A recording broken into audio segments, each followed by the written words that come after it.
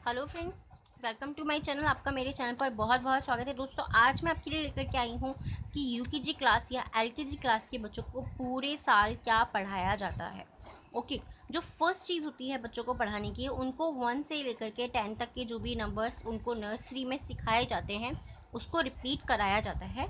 जैसे कि आप इसमें देख ही सकते हैं इस नोटबुक के अंदर। इस तरीके से जो है 1 से लेकर के जितने भी 10 तक के नंबर्स होते हैं उनको रिपीट कराया जाता है। सेकंड, फिर उसके बाद में क्या होता है कि बच्चों को count and right the numerals, यानी कि बच्चों को नंबर्स की पहचान करानी है और बच्चों को नंबर्स को पढ़ना और उनको समझना सिखाना है। यानी कि ये कितने नंबर्स हैं, कितने ऑब्जेक्ट्स हैं, बच्चों को वो काउंट करना है और फिर उसको लिखना है। ये चीज़ बच्चों को सिखाई जाती है।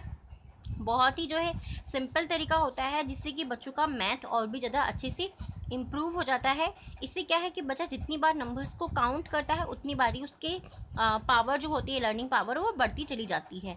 1 2 3, सो 3 बच्चे ने लिख दिया। 1 2 3 4 5 6, 6 यहाँ पे बच्चे ने लिख दिया 1, सो 1 1 2 3 4 5। इस तरीके से जो है अगर आप बच्चे को करवाते हैं तो बच्चे की पूरी जो लर्निंग पावर होती है मैथ्स की काउंटिंग को बार बार रिपीट करने की, वो बढ़ती चली जाती है। सेकंड जो है उसके बाद में बच्चे को इस तरीके से दिया जाता है, अभी छोटे नंबर से दिए गए हैं बच्चे को 1 से लेकर के 10 तक के नंबर्स की ही बीच में न्यूमरल्स के बीच में जो है मैचिंग करना, फिल इन ब्लैंक्स देना, यानी कि बच्चों को दिया जाता है। जैसे कि यहाँ पर कुछ ड्राइंग्स बनी हुई है और यहाँ पर हमारे न्यूमरल्स लिखे हुए हैं, सो इनको मैच करना है। ये भी स्टार्टिंग में ही बच्चों को सिखाया जाता है, यानी कि ये एक तरीके से बच्चों को रिवीजन कराया जाता है। उसके बाद में जो है बच्चों को थोड़ा सा कंफ्यूज किया जाता है, तो इस तरीके से ड्राइंग बना के दी जाती है, कुछ नंबर्स दिए जाते हैं, बच्चों को उनसे आइडेंटिफाई करना है कि करेक्ट नंबर जो है वो कौन सा है, उसके ऊपर काउंट करना है।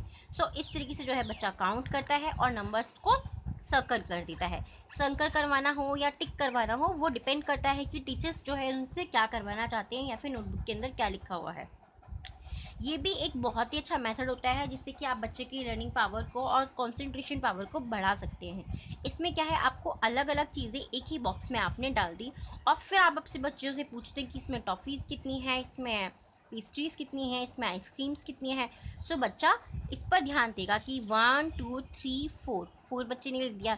इस तरीके से जो है आप बना करके वर्कशीट घर पर भी दे सकते हैं। ये बहुत ही अच्छा तरीका होता है, बहुत ही सिंपल तरीका होता है। अगर आप इस तरीके से बच्चे को बना करके देते हैं, बहुत अच्छी लर्निंग पावर बच्चों की हो जाती है। अब देखिए, इसके बाद में जो है बच्चों को मोर और लेस का जो कॉन्सेप्ट होता है वो भी सिखाया जाता है। ये भी बहुत ही ज़्यादा ज़रूरी होता है, इसलिए क्योंकि बच्चे को पूरी साल अब यही सब चीज़ें सिखानी है, तो बच्चे को जो है छोटे से ही, यानी कि छोटे नंबर्स के साथ में ही मोर और लेस और सेम का कॉन्सेप्ट सिखा दिया जाता है। सो बच्चे को आप जो है नंबर्स भी लिखवा सकते हैं और आप मोर और लेस भी लिखना सिखा सकते हैं। ये भी बहुत ही सही तरीका होता है, इससे बच्चा इजीली मोर और लेस सीख जाता है। नहीं तो कई बार क्या होता है कि बच्चे जो है सिर्फ नंबर्स लिख लेते हैं, जैसे कि यहाँ पर 4 या फिर 3, बट उनको मोर और लेस समझ में नहीं आता।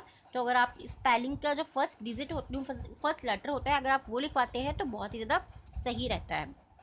कुछ मिसिंग नंबर्स लिखने को बच्चे को दिए जाते हैं, जैसे कि यहाँ पर है कुछ नंबर्स दिए हुए हैं और उनको फिर मिसिंग जो नंबर्स है वो बच्चा इसको कंप्लीट करेगा।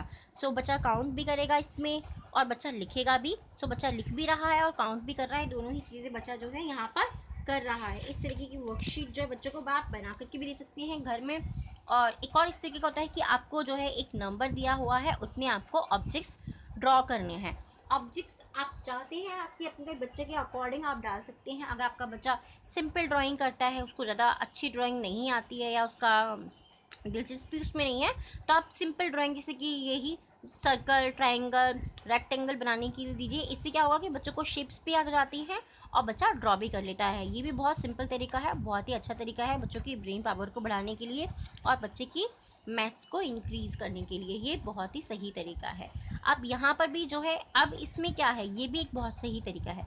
इसमें बच्चों को उतने ऑब्जेक्ट्स काउंट करने हैं और जो एक्स्ट्रा है उनको कट करना है, यानी कि count and colour the number of object in each row. तो इसमें जो है मेरे बच्चे ने ये गलत कर दिया है, बट आप उसको कट कर सकते हैं या उसको सिर्फ उतने ही ऑब्जेक्ट्स को कलर करना है जितना कि हमें नंबर दिया हुआ है। इस तरीके से भी आप एक वर्कशीट बच्चे को बना करके दे सकते हैं। बहुत ही सही जो वर्कशीट होती है वो ये होती है। इसके बाद में हम बच्चों को जो है नंबर्स लिखना सिखाएंगे। अब हमें बच्चे को वंस और टेंस वाला कॉन्सेप्ट भी सिखाना है, यानी कि वंस का प्लेस कौन सा होता है और टेंस का प्लेस भी। आफ्टर 10, ओके, 10 के बाद में, यानी कि 10 से सॉरी आफ्टर 9 आप बोल सकते हैं कि 9 के बाद में जितने भी नंबर्स होते हैं हमारे वो प्लेसेस वाले शुरू हो जाते हैं, इनके वंस और टेंस वाले, क्योंकि यहाँ तक तो ओनली वंस होता है, उसके बाद में टेंस वाला नंबर शुरू हो जाता है।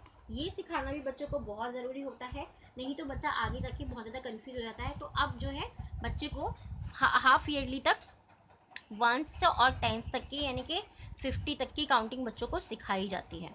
तो दोस्तों अगर ये वीडियो आपके लिए बिल्कुल भी यूज़फुल रहा है तो प्लीज़ मेरी वीडियो को लाइक कीजिएगा, और अगर आप मेरे चैनल पर नहीं तो प्लीज़ मेरे चैनल को सब्सक्राइब कीजिएगा। बाय।